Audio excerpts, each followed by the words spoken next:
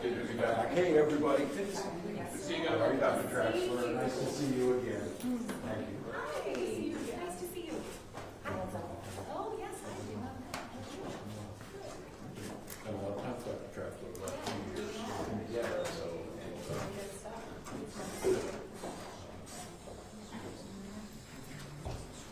Oh, not at all. Don't worry. Just Sorry. hang on me. You're good. Very good.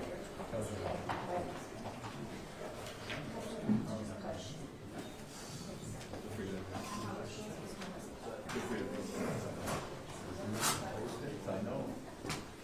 Steve, are you How are you, Sharon? Good at this area?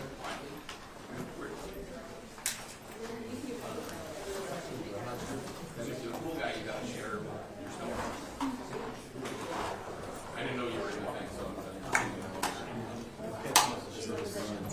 okay. Yeah, at some point, you know, let me or my editor or somebody know how it is. It's Dr. Traxler.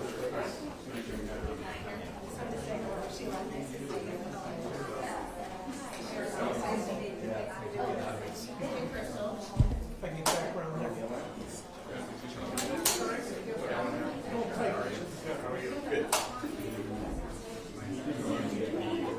How's it going?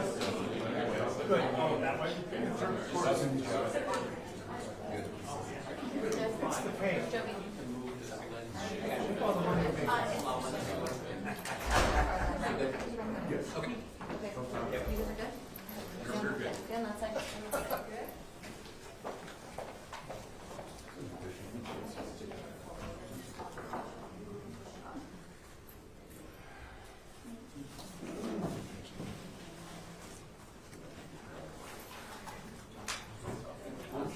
Once you get a chance, if you just chuck that in the shit.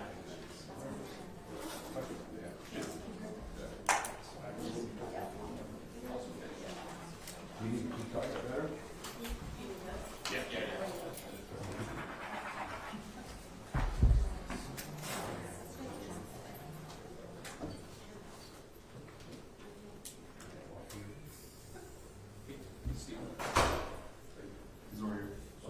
Steven, you could also just tell your people, like if we call a number in AFP and they can share everything that we've got, then we know. That'll take the pressure off of you. Yeah.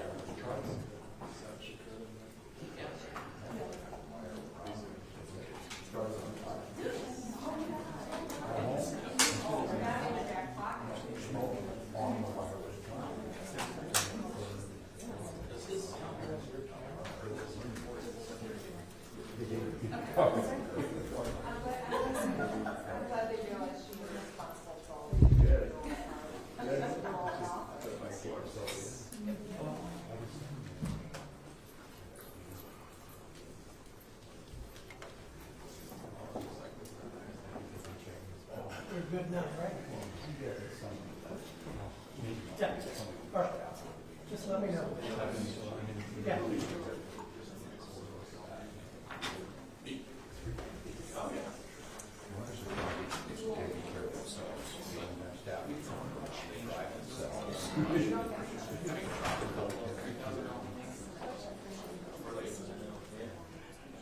Basically just all medium and shit.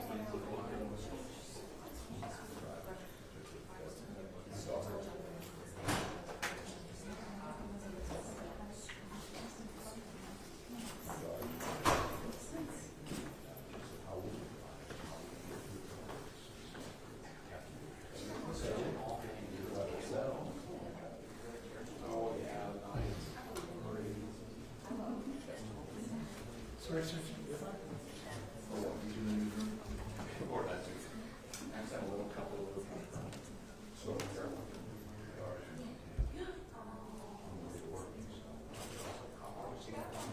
yeah, there we go.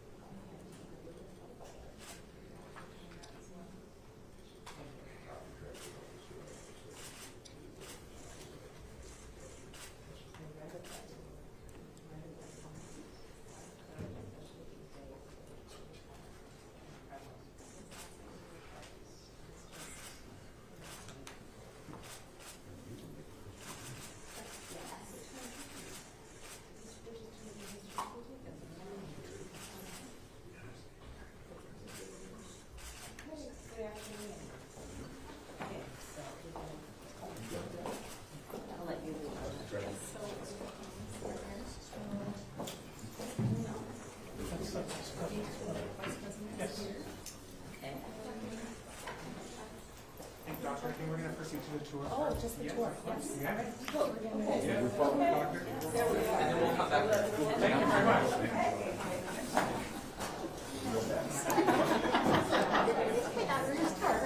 Sit down in front there, bud. How are you gonna write that?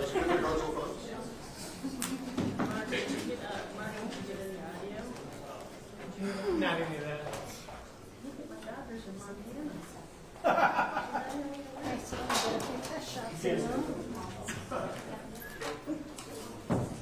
After the tour, they're going to come back here and talk. Thank you.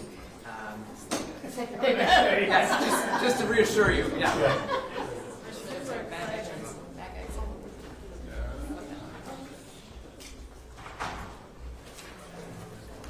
How long is the tour, sir?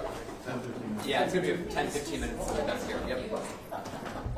When she comes out, can you make sure she's on her mark? Absolutely. That's Yes. where our minds are. Absolutely. Take that one.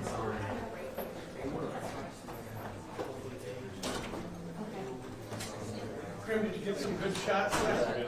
Yeah, the doctor that's speaking is Dr. Sarah, S-A-R-A.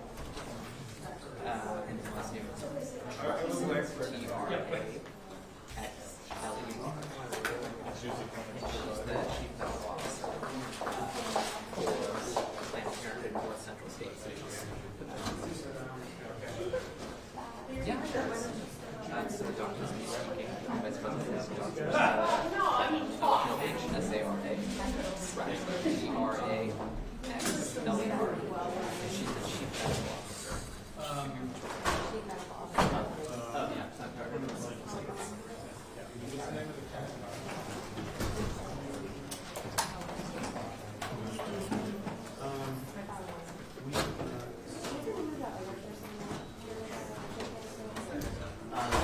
There's the Congresswoman. I'll take another shot. Okay.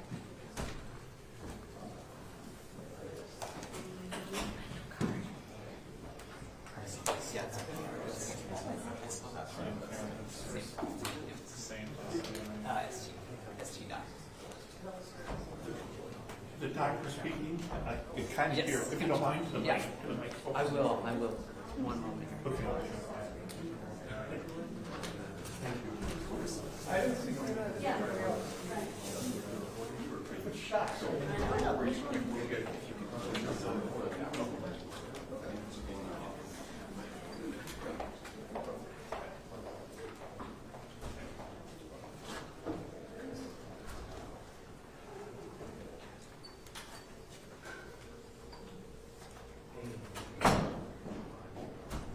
It's a nice thing.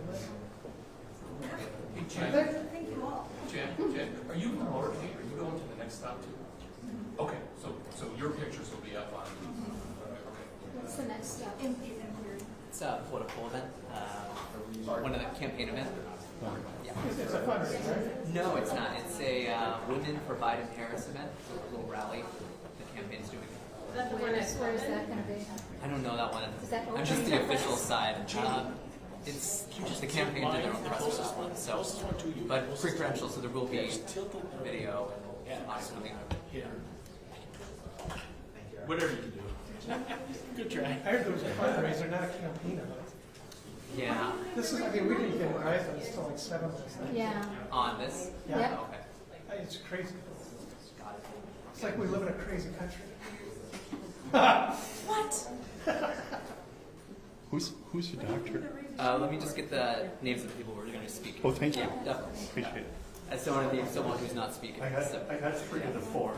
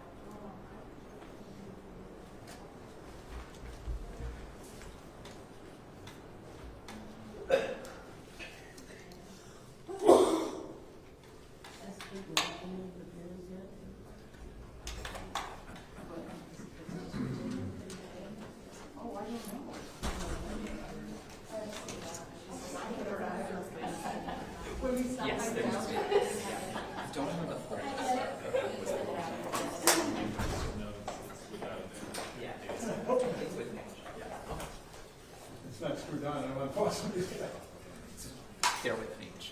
Yeah. Okay. Okay, so the Vice President's going to come out after the tour. She'll give some brief comments and then turn it over to Sarah Trexler. That's Dr. Sarah, S-A-R-A-H, Traxler, T-R-A-X-L-E-R, and Dr. Sarah Traxler is the Chief Medical Officer. So you said Traxler. Traxler, T-R-A-X-L-E-R. Will the governor be taking one? No.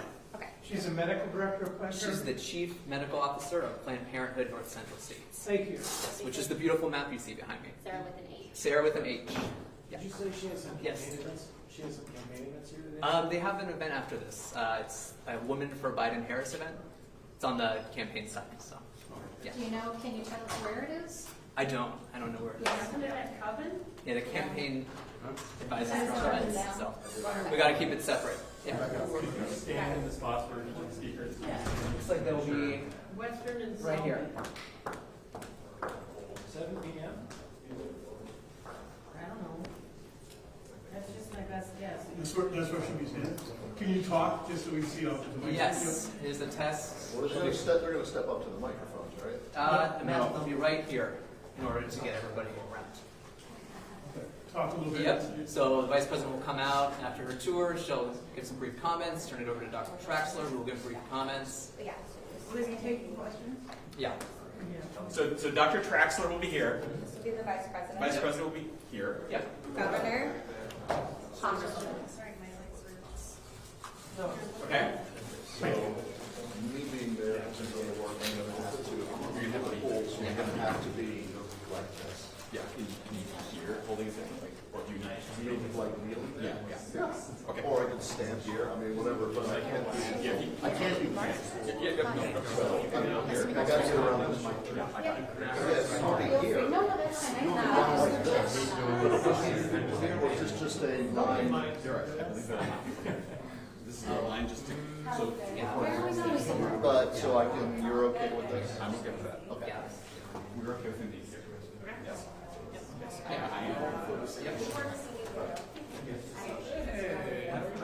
Yeah, I just don't want to.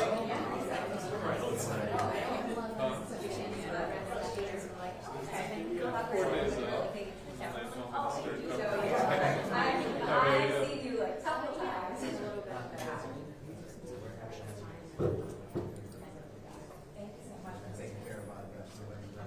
Okay, so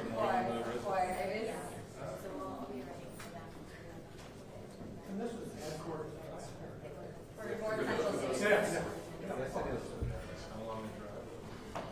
I think Mayor Carter should step up to the mic.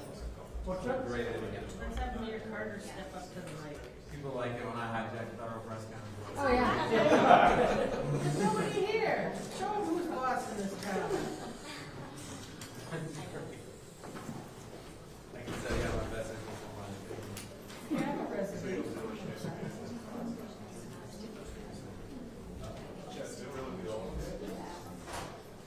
please still.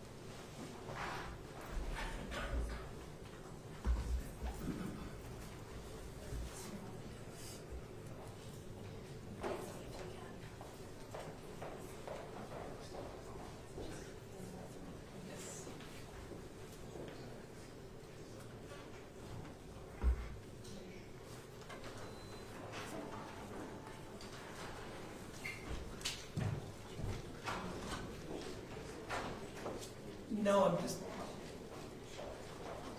gonna trim your tape.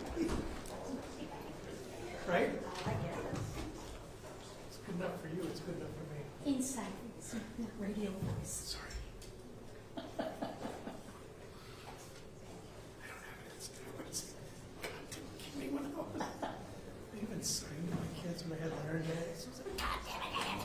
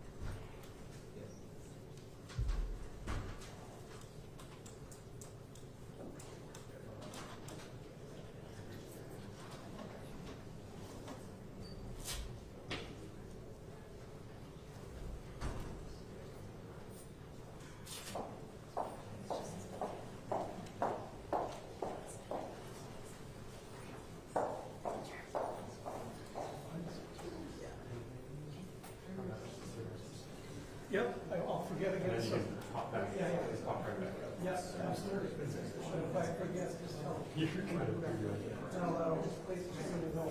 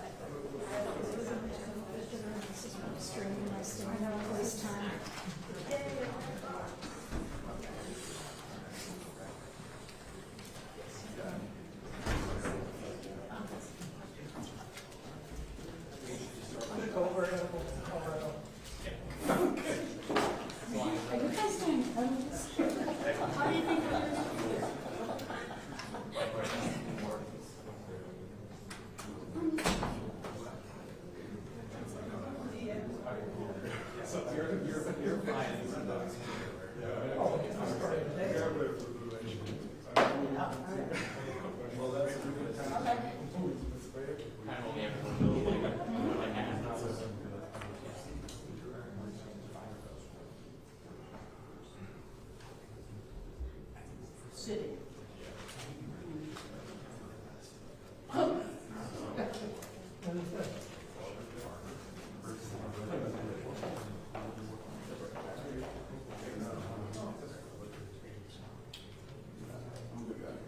You are.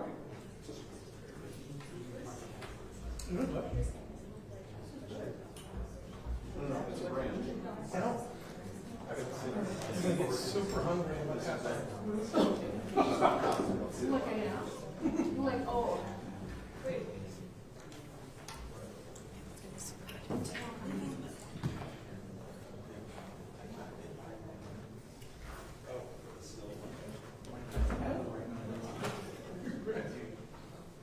Go for it. Paid a lot of money to get here.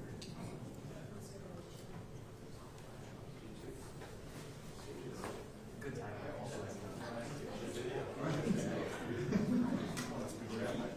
I don't understand. Yeah. That's really nice.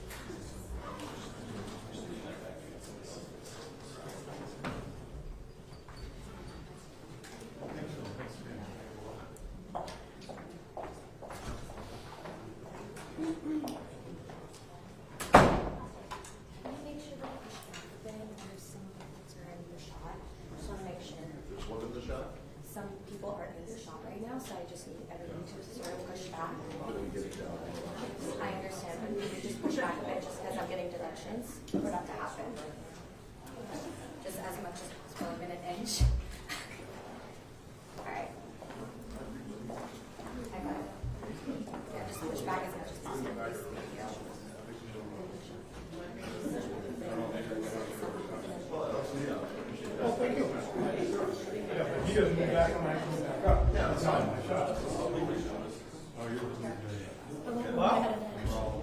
you. Have a chug of that. That's okay. As long as we do it now.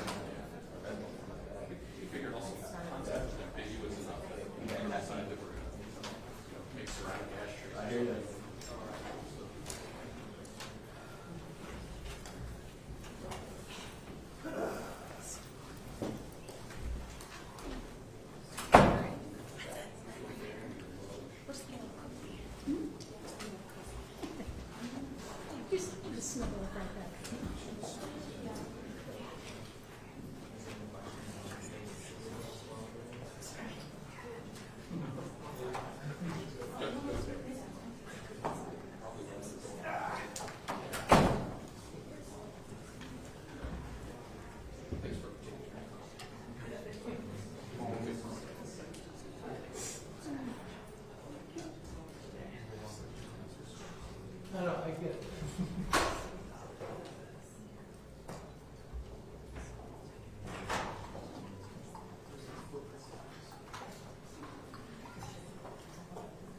Her heels give her away. Get a good one.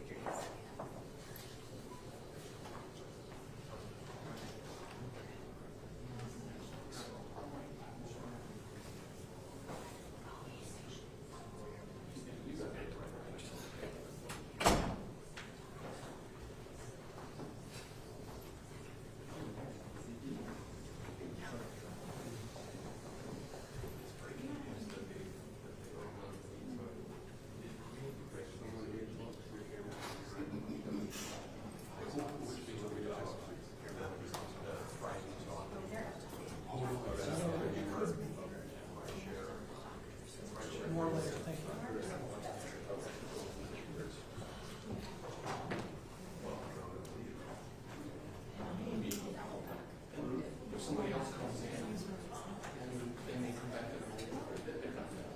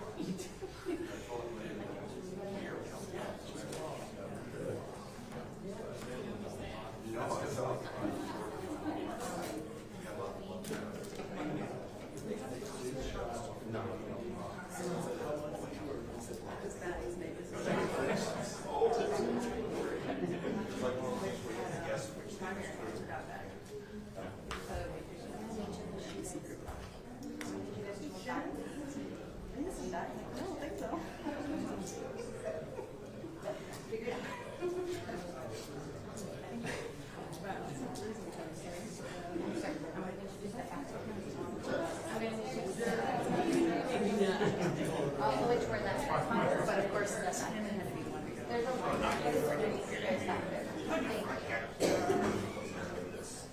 I understand, but we still have a choice. So, I need to. Are you print? Okay, print, we're going to need you back there, please. I know, it's just we need to make room. We have a provider standing there, so. Back there, please. So sorry, thank you.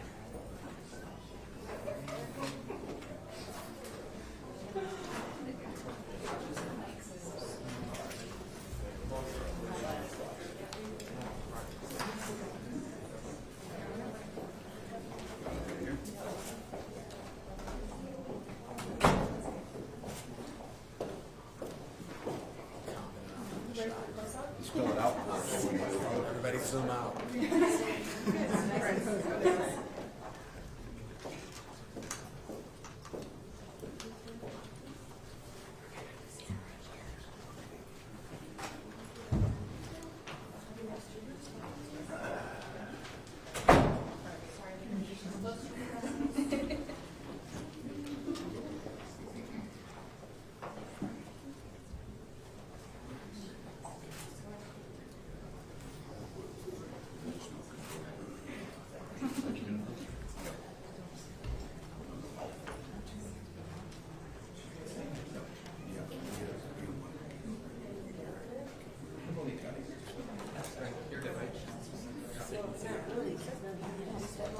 How about you come out here?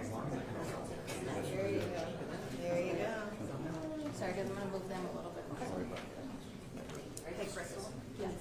Came to see you. Oh, I didn't know. Sorry. Well, that's fine. Sorry, Crystal, plenty of room. Thank you.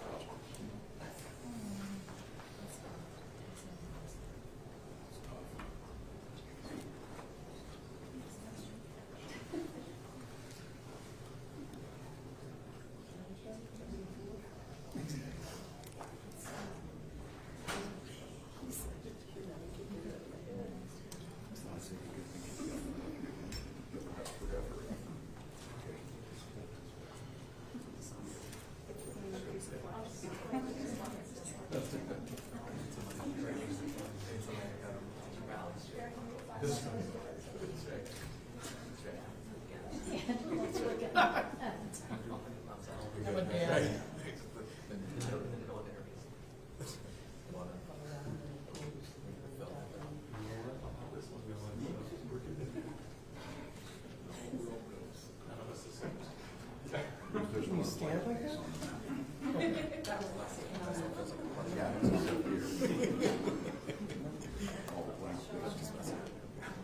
Yeah.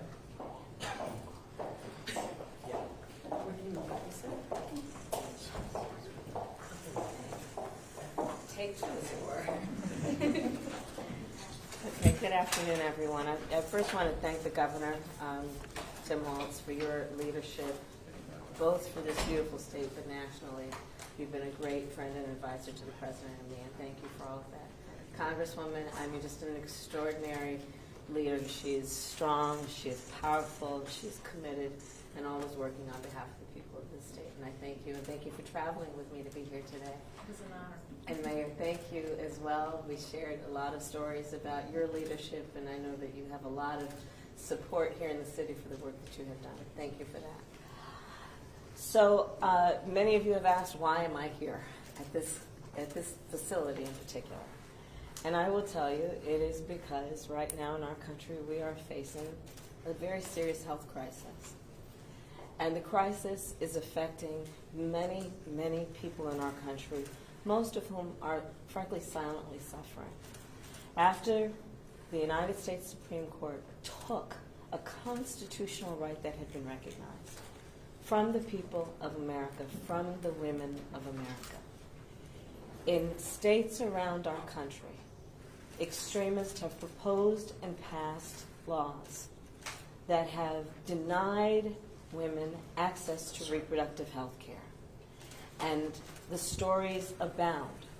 I've heard stories of, and have met with women who had miscarriages in toilets, women who were being denied emergency care because the healthcare providers there at an emergency room were afraid that because of the laws in their state that they could be criminalized, sent to prison for providing health care.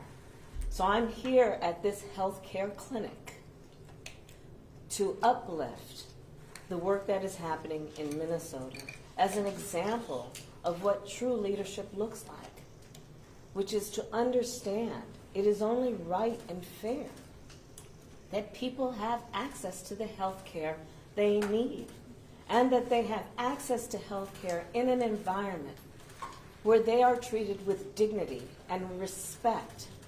And please do understand that when we talk about a clinic such as this, it is absolutely about health care and reproductive health care. So everyone get ready for the language. Uterus. That part of the body needs a lot of medical care from time to time. Issues like fibroids. We can handle this. Breast cancer screenings. Contraceptive care. That is the kind of work that happens here. In addition, of course, to abortion care. So to have laws in states that have caused clinics like this to shut down so that women have no access within any reasonable distance of where they live to get this vital care that is necessary to address their health needs and concerns. So again, I say thank you to the governor, the congresswoman, the mayor, and the doctor, and all those who work here, and the staff. This work includes having people here who go out and talk to young people, our young people in high schools.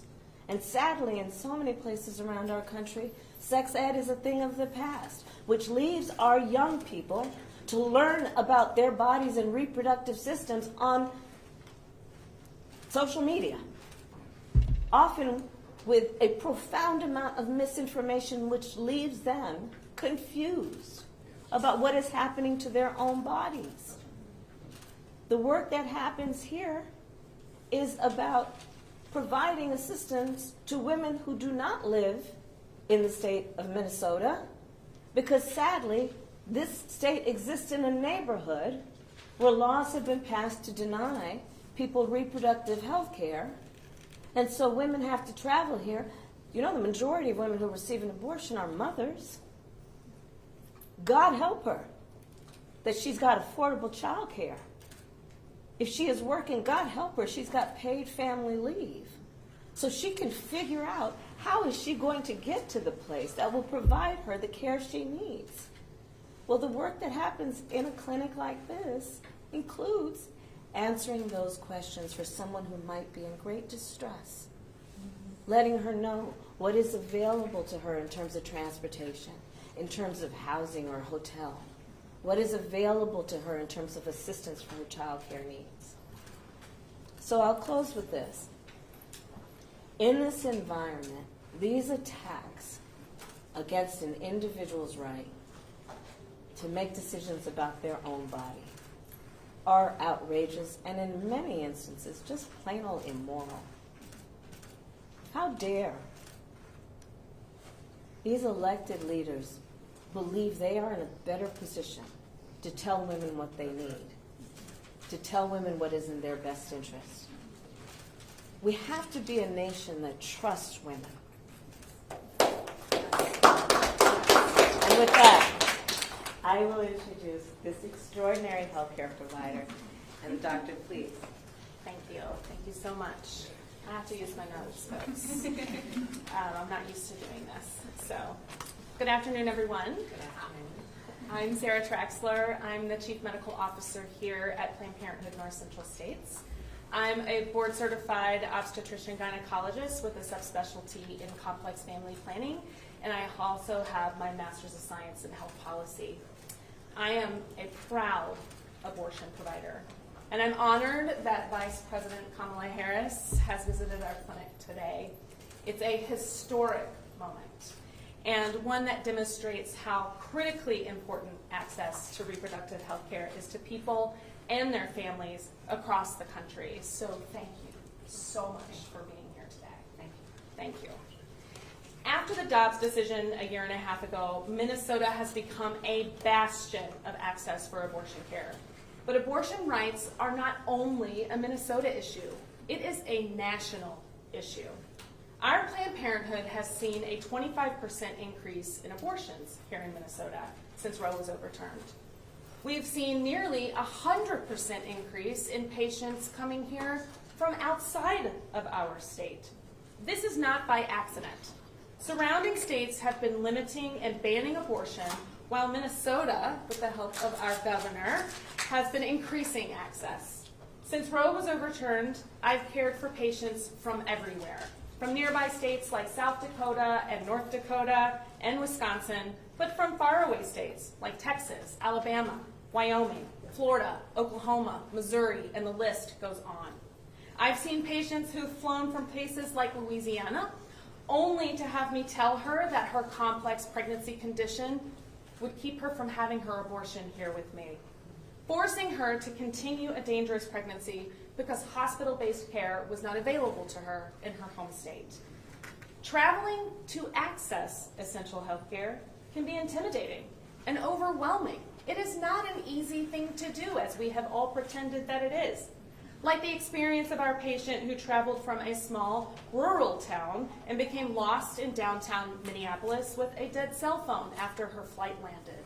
We were able to get her a Lyft driver, our patient navigators, and she described that Lyft driver as a savior for her. And like our patient, who drove hundreds and hundreds of miles through blizzard conditions just to get her abortion. Our new abortion landscape is difficult. It is dangerous, and it is putting my patients and healthcare providers at severe risk. I've talked to my colleagues practicing in states where abortion is now illegal, and they are unnecessarily struggling with decisions around providing ethical, proper medical care and conflicting with the law. This should never happen. Thankfully, providing abortion care has gotten less complicated in Minnesota. Here, I'm trusted as a provider and an expert to work with my patients to provide the best care possible. To know that I'm trusted to do my job is a comfort to me, but it should be the standard everywhere. Private medical decisions should be made between patients and their doctors, without interference from politicians or the protesters standing outside on the street in front of our clinic today. You know, I didn't always feel this way. I came to understand bodily autonomy after a long history of being anti-abortion and having a very distorted point of view about abortion care. It wasn't until a friend told me her abortion story that I came to see the light. After hearing her, knowing her history, I knew that an abortion was the right choice for her life, for her future, and nobody else's. And it dawned on me. If she is making the right decision for her life, then there are countless other people who are making the right decision for their lives, and no one should be interfering in that. From that point on, my awakening into understanding bodily autonomy and freedom grew to the point that I am today. Everyone should have the right to access health care. Your zip code shouldn't dictate the care that you can access, your race, your socioeconomic status. None of that should determine it. So in 2024 and beyond, we will keep fighting, we will keep working until we live in a world where everyone can access the care they decide is best for their futures and their bodies and in their own community. Thank you.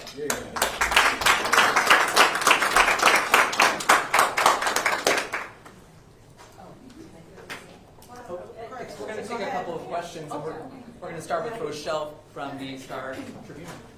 Hi, Madam Vice President. Why do you think it took so long for a sitting president or vice president to visit an abortion provider? And also, how concerned are you about the 20% vote uncommitted in the Minnesota presidential primary? Well, I'll tell you the reason I'm here is because this is a healthcare crisis, and I think that of the many stories that we can tell,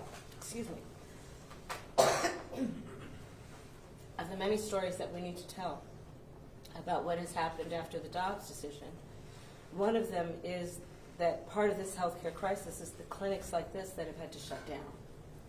And what that has meant to leave no options with any reasonable geographic area for so many women who need this essential care. And again, it runs the gamut of reproductive health care. So yes, it is abortion care. It is also, as I mentioned earlier, essential and critical reproductive health care like PAPs, like breast cancer screenings, things of that nature. So I'm here to highlight that of the many, I believe, potentially intended consequences of the Dobbs decision, one of them has been for healthcare providers such as this in the states that have banned or outlawed access to reproductive care, state clinics like this to shut down. And it's a travesty. It's a travesty.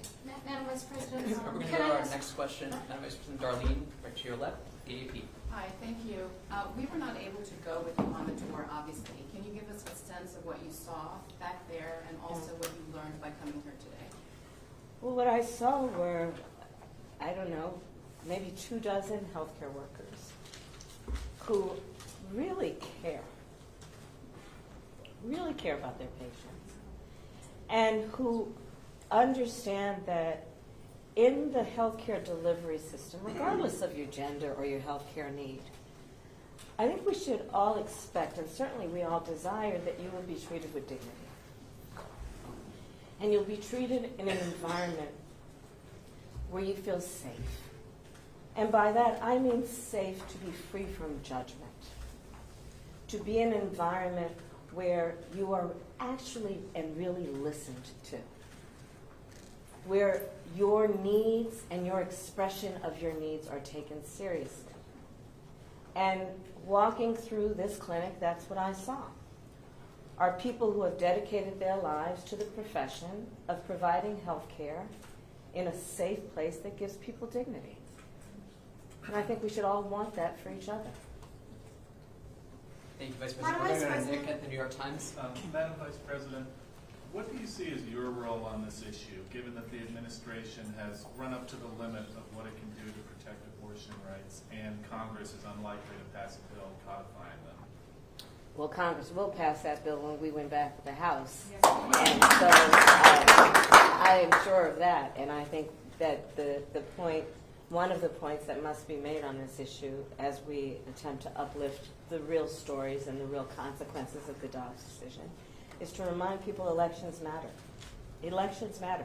What happened here in Minnesota with the re-election of the governor and the turning of the state legislature is what has led to ensuring that these fundamental rights are intact and are protected. Elections matter. And let me be very clear about this. When it comes to national elections and who sits in the United States Congress on this, there's a fundamental point on this issue that I think most people agree with, which is that one does not have to abandon their faith or deeply held beliefs to agree the government should not be telling women what to do with their body. If she chooses, she will consult with her priest, her pastor, her rabbi, her imam. But it's not for the government to tell her what she can and cannot do with her own body. And so what do you see as your role on this issue? My role is to do what I just did, which is to articulate exactly these points and to continue to articulate them and to organize folks around what I know is an issue that is impacting more people than you ever really know, who, as I said earlier, are silently suffering. And so we who have the ability to have a bouquet of microphones in front of us, as I do, I take on then the responsibility of uplifting these stories and reminding people with some belief, by the way, when I do it, that the vast majority of Americans do have empathy, and that even if they don't agree that this would be the best decision for them, would agree that other people should not be suffering the way they are. Thank you, Vice Thank President. you. We have one more question right here from Patricia Bloomberg. Yes, Thank yes. you. Madam Vice President, Roe was always an imperfect vessel. What exactly would you like to see replace it? What form should it take? What should the scope of it be? What we want is to put back in place the protections that the Supreme Court took away, which is to codify, put into law, the protections of Roe v. Wade. That's what we want. Thank you, Vice President. Thank you so much. Thank you, everybody. Thank you. Thanks. Thank you. Since you're an icon.